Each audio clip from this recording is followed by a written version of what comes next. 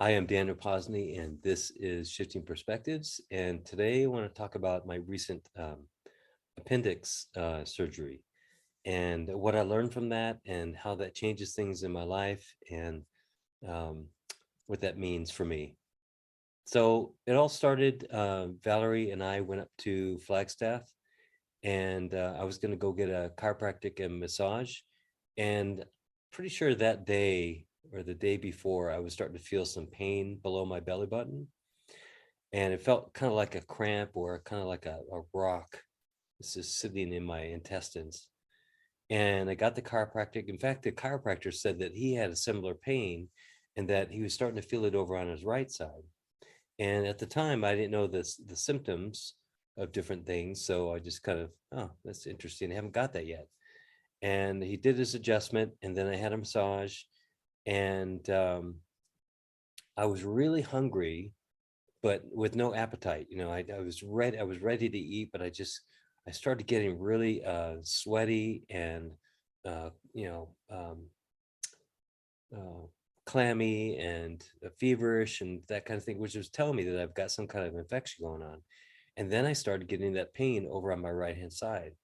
So I started, I really wanted a veggie burger, man. I was so ready for some food, but I was so sick, really. And I had to leave, and she had to get her thing to go. And we had to drive from Flagstaff to our home, which is, you know, pretty close to 2 hours away, or an hour and a half.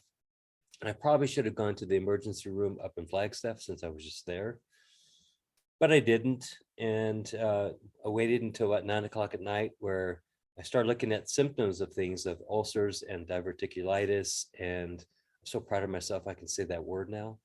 And then appendicitis. And I had all the symptoms of appendicitis. And of course, not too long ago, I'd had my gallbladder removed, which were completely different symptoms. The symptoms of the gallbladder for me was like a acid reflux, pain in the esophagus, and pain in the chest, and then pain in the back, and pain in the heart. It was just really painful. So that was a completely different thing. So when I was feeling this, I was just on to something else. So I went in, they did all their tests, took a while. They had a busy night, but I did all the tests, and they did the ultrasound, and they came back and they said it was appendicitis. So they had me spend the night, and the next day or the next morning, they got me in for surgery. I don't even remember, just wheeling into surgery, and that was it. And woke up, and it was all done. And the surgeon said that he went to go put his little clamp on there, his little kind of his little staples, which seals off both ends, the intestinal end and the appendix end. And he went to go grab it, and it kind of fell away in his hand, kind of thing, kind of disintegrated. So obviously he was kind of ready to go. So he got it out of there and, finished up.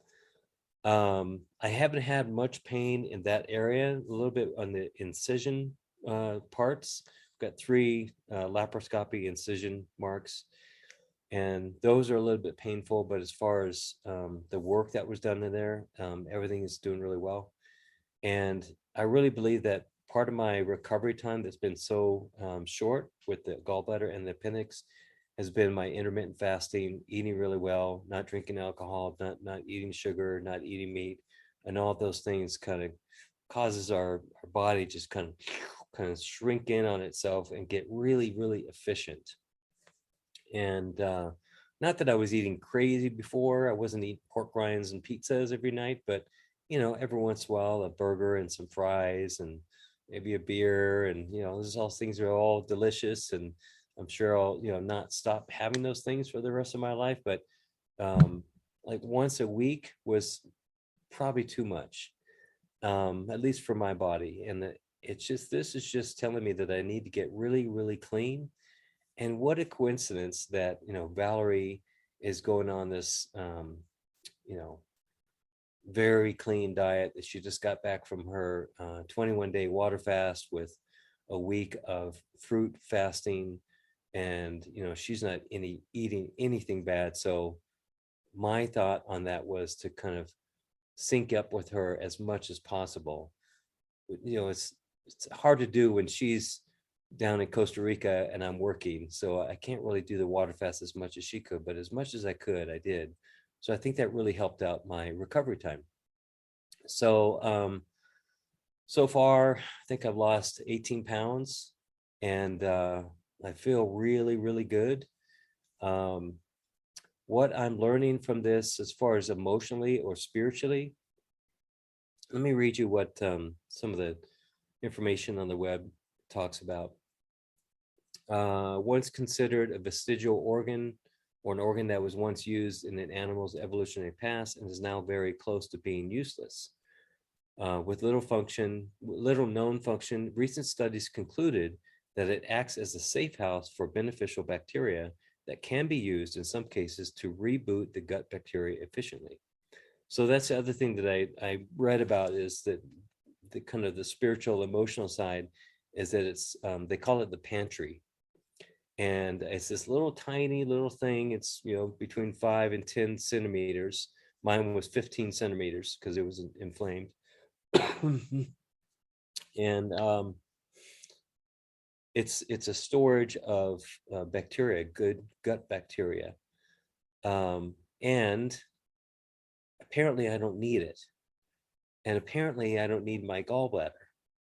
And because the proof is that I feel really good, and I'm eating and digesting and sleeping and doing work, and everything feels really good.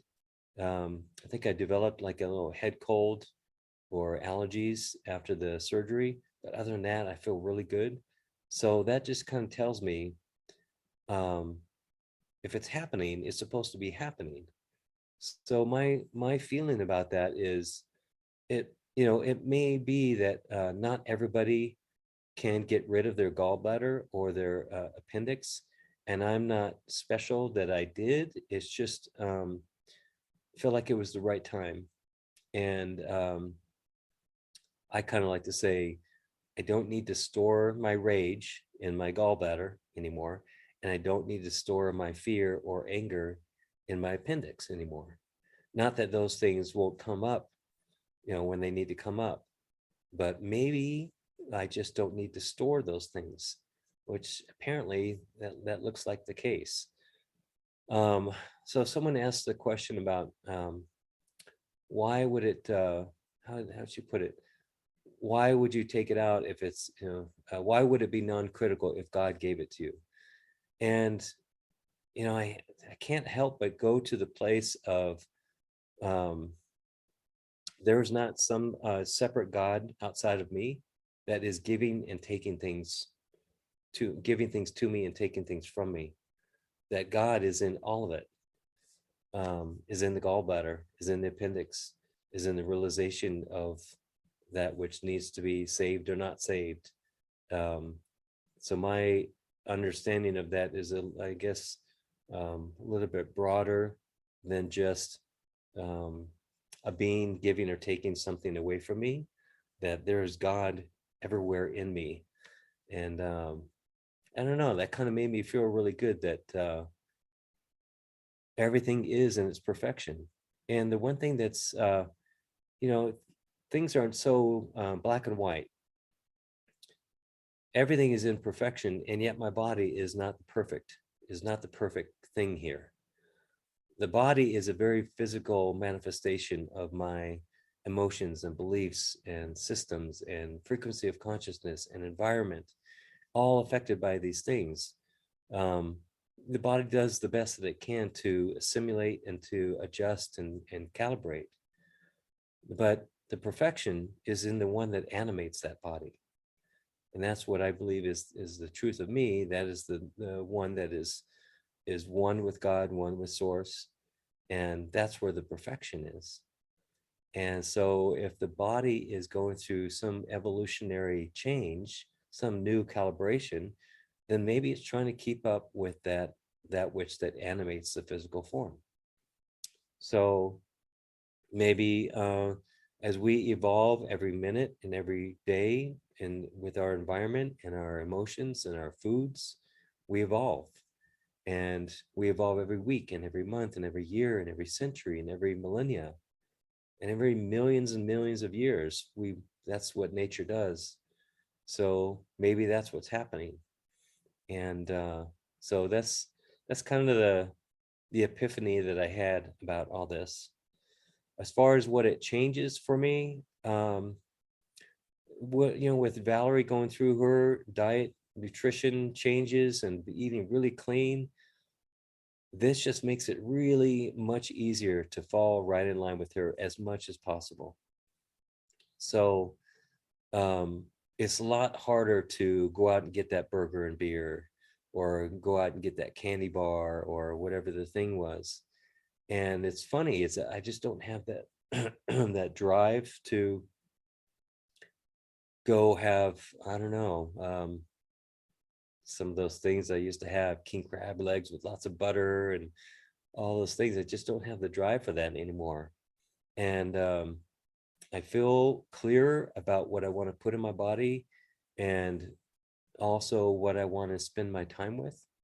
So just on kind of on the whole, it just kind of allows me to be a bit more clear on what I'm doing, what I'm allowing into my field. So,